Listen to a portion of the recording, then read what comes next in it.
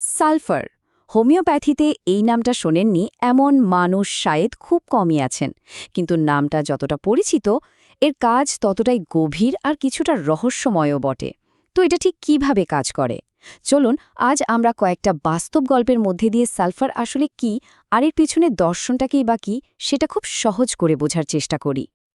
আমাদের এই আলোচনার শুরুটা হবে এমন একটা সমস্যা দিয়ে যা সহজে পিছু ছাড়ে না। এরপর আমরা দেখব সালফার জিনিসটা ঠিক কি, আর কিভাবেই বা এটা আমাদের মন আর শরীরের উপর কাজ করে। আর সবশেষে কিছু আসল কেস স্টাডি দেখব, বুঝব এর প্রয়োগ আর নিরাময়ের গভীর মানেটা কি। আচ্ছা, আসুন তো একটা খুব সাধারণ কিন্তু ভীষণ হতাশাজনক একটা পরিস্থিতির কথা ভাবি, যেটা আমাদের অনেকের কাছেই খুব চেনা। এমন একটা অস্বস্তি যা কিছুতেই যেন পিছু ছাড়তে চায় না। ধরুন তো, আপনার ত্বকে এমন একটা চুলকানি হচ্ছে যেটা কোনোভাবেই কমছে না। দিনের পর দিন, রাতের পর রাত, কত কিছুই তো চেষ্টা করা হলো, কিন্তু সমস্যাটা বারবার ফিরে আসছে। ঠিক এই রকম একটা জায়গা থেকেই আমাদের প্রথম গল্পটা শুরু হচ্ছে। আমাদের গল্পের যিনি মূল চরিত্র, তিনি একজন ২৮ বছর বয়সী মহিলা। অনেকদিন ধরেই উনি ভুগছিলেন একটা শুষ্ক, চুলকানিযুক্ত একজিমাতে। আর এই কষ্টটা চরমে উঠত রাতের বেলা, যখন বিছানার গরমে চুলকানিটা যেন দ্বিগুণ হয়ে যেত। কিন্তু দেখুন, সমস্যাটা শুধু ত্বকে আটকে ছিল না। এর সাথে ছিল একটা কনস্ট্যান্ট নার্ভাসনেস, খিটখিটে ভাব আর কোষ্ঠকাঠিন্যের মতো সমস্যাও। মানে শুধু শরীর নয়, মনটাও একেবারে বিপর্যস্ত হয়ে পড়েছিল। তো যখন শরীরের আর মনের লক্ষণগুলো এইভাবে মিলেমিশে একাকার হয়ে যায়, তখন কি করা উচিত? তখন তো এমন একটা সমাধান দরকার যা শুধু চামড়ার ওপর কাজ করবে না, বরং মানুষটার ভেতর থেকে চিকিৎসা করবে। ঠিক এখানেই আমাদের আলোচনায় আসছে সালফার, যেটাকে বলা হয় একটা কনস্টিটিউশনাল ওষুধ। সালফারকে বলা হয় একটা কনস্টিটিউশনাল ওষুধ। এখন এই কনস্টিটিউশনাল কথাটার মানে কি? এর মানে হলো এটা কোনো হঠাৎ করে হওয়ার সর্দি কাশির মতো ছোটখাটো সমস্যার জন্য নয়, বরং এটা কাজ করে সেই সব দীর্ঘস্থায়ী, মানে ক্রনিক আর বারবার ফিরে আসা অসুখের ওপর, যেগুলো আমাদের শরীর আর মনের একেবারে গভীরে গেঁথে যায়। আর এর কাজের পরিধি যে কতটা বড় সেটা শুনলে অবাক হতে হয়।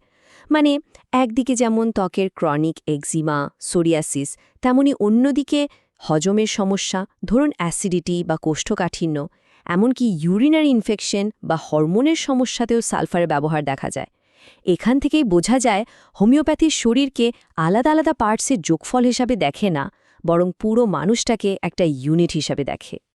কিন্তু সালফারকে যদি সত্যি সত্যি বুঝতে হয়, তাহলে শুধু শরীরের লক্ষণগুলো দেখলে কিন্তু চলবে না। কারণ হোমিওপ্যাথির সবচেয়ে সুন্দর দিকটা হল মন আর শরীরের এই গভীর যোগসূত্র। চলুন এবার একটু গভীরে যাই, দেখি সালফারের মানসিক চিত্রটা ঠিক কেমন হয়, মানে এর একটা পার্সোনালিটি প্রোফাইল বোঝার চেষ্টা করি। সালফারের সাথে যাদের মিল পাওয়া যায়, তারা সাধারণত একটু খিটখিটে স্বভাবের হন। মানে খুব সহজে রেগে যান বা বিরক্ত হন। ভবিষ্যৎ নিয়ে তাদের মধ্যে একটা চাপা উদ্বেগ কাজ করে। প্রায়শই মানসিক ক্লান্তিতে ভোগেন। জিনিসপত্র হয়তো একটু অগোছালো রাখেন, কিন্তু তাদের চিন্তাভাবনার মধ্যে একটা দার্শনিকতার ছোঁয়া থাকে। তারা নিজেদের বেশ জ্ঞানী মনে করেন।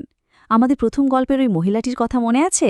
তার সেই নার্ভাসনেস আর বিরক্তির কথা দেখুন কি সুন্দর মিলে যাচ্ছে। তো মনটা তো বোঝা গেল। এবার আসা যাক শরীরে। সালফারের যত শারীরিক লক্ষণ আছে তার মধ্যে থেকে যদি একটা মাত্র শব্দ বেছে নিতে বলা হয়, যেটা এর আসল পরিচয়, তাহলে সেই শব্দটা হবে জ্বালা। হ্যাঁ, জ্বালা করার অনুভূতি। এই যে বার্নিং সেন্সেশন বা জ্বালা করার অনুভূতি, এটাই হলো সালফারের একেবারে ট্রেডমার্ক একটা লক্ষণ। এটা ত্বকে হতে পারে, পেটে হতে পারে, এমনকি পায়ের তলাতেও হতে পারে। আর ঠিক এই একটা লক্ষণই একজন ডাক্তারকে অন্য অনেক ওষুধের মধ্যে থেকে সালফারকে চিনে নিতে সাহায্য করে। কিন্তু কোথায় কোথায় জ্বালা করে ভাবছেন তো? যেমন ধরুন ত্বকে চুলকানোর পরেই শুরু হয় জ্বালা। অনেকের আবার পায়ের তলাটা, বিশেষ করে রাতের বেলা, এতটাই গরম হয়ে যায় যে তারা লেপের ভেতর পা রাখতেই পারেন না, বাইরে বের করে রাখতে বাধ্য হন। পেটের মধ্যে অ্যাসিডিটির জ্বালা, টক ঢেকুর, বা ধরুন অশ্বের সাথে তীব্র জ্বালা আর চুলকানি, এ সবই সালফারের লক্ষণ হতে পারে। আসলে সালফার তো শরীরের অনেক জায়গাতেই কাজ করে, কিন্তু ত্বককে বলা যেতে পারে এর প্রধান ক্যানভাস। মানে এর সবচেয়ে বেশি আর সফল ব্যবহার দেখা যায় ত্বকের সমস্যাতেই। কারণ হোমিওপ্যাথিতে মনে করা হয় যে ত্বক হলো আমাদের ভেতরের স্বাস্থ্যের একটা আয়না, আর সালফার ঠিক সেই ভেতরের সমস্যাটাকেই সারিয়ে তোলে। এই জ্বালা করার অনুভূতির সাথে আরও কয়েকটা টুকরো জুড়ে দিলে সালফারের পুরো ছবিটা পরিষ্কার হয়ে যায়। যেমন ত্বকের র্যাশ যা গরমে বাড়ে, কিংবা ধরুন বেলা 11টার দিকে প্রচণ্ড খিদে পাওয়া। আর একটা খুব মজার লক্ষণ হলো সকালে শরীর খুব খারাপ লাগে, কিন্তু বিকেল হতে হতে বেশ ভালো বোধ হয়। এই সব ছোট ছোট লক্ষণগুলো মিলেই কিন্তু সালফারের সম্পূর্ণ চিত্রটা তৈরি হয়। বেশ, আমরা তো সালফারের মন আর শরীর দুটোই চিনে নিলাম। এবার তত্ত্ব ছেড়ে একটু বাস্তবে ফেরা যাক, কি বলেন? চলুন আমাদের সেই গল্পগুলোতে ফিরে যাই আর দেখি এই জ্ঞানের প্রয়োগে ঠিক কী ফল পাওয়া গেল। আমাদের প্রথম গল্পের সেই মহিলা যার একজিমা ছিল, তাকে সালফার 30C দেওয়ার পর দেখা গেল শুধু তার ত্বকের চুলকানি কমেনি, তার মানসিক অস্থিরতাও অনেক শান্ত হয়ে এসেছে। আবার আরেকটা কেস দেখুন, একজন ৩৫ বছরের মহিলা যার বারবার সিস্টাইটিস হতো, তাকে সালফার 200C দেওয়ার পর শুধু ইনফেকশনই সারল না, তার মানসিক উদ্বেগও কেটে গেল।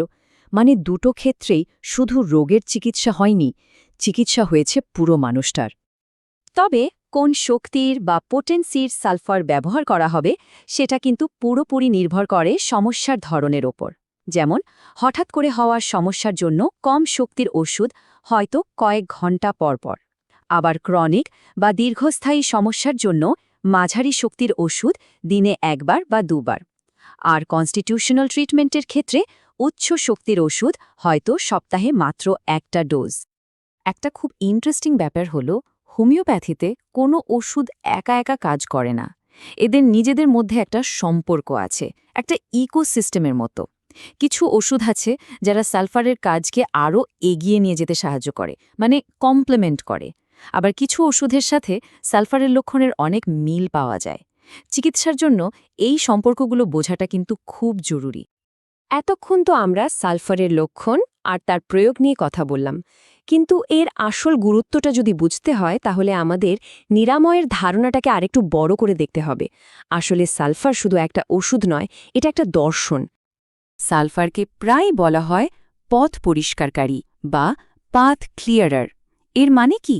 মানে হলো এটা শরীরের গভীরে জমে থাকা বাধাগুলোকে সরিয়ে দেয়। অনেক সময় এমন হয় যে অন্য কোনো ওষুধ ঠিকমতো কাজ করতে পারছে না, তখন সালফার দিয়ে প্রথমে শরীরের ভেতরের অবস্থাটাকে ঠিক করতে হয়। এটা অনেকটা জঙ্গল পরিষ্কার করে রাস্তা তৈরির মতো। আর এটাই হলো আমাদের আজকের আলোচনার একেবারে সার কথা। সালফার শুধু চামড়ার ওপর হওয়া একটা র্যাশের চিকিৎসা করে না, এটা চিকিৎসা করে সেই পুরো মানুষটার যার শরীরে ওই র্যাশটা দেখা দিয়েছে। এই যে একটা সামগ্রিক দৃষ্টিভঙ্গি, এটাই কিন্তু হোমিওপ্যাথিকে অন্য অনেক চিকিৎসা পদ্ধতি থেকে আলাদা করে তোলে। তাই শেষে এসে একটা প্রশ্নই থেকে যায়, তাই না? শুধু রোগের লক্ষণগুলোকে চেপে দেওয়া আর ভেতর থেকে সম্পূর্ণভাবে সেরে ওঠা, এই দুটোর মধ্যে আসল পার্থক্যটা কোথায়? সালফার কিন্তু আমাদের সেই গভীর নিরাময়ের পথটার কথাই বারবার মনে করিয়ে দেয়।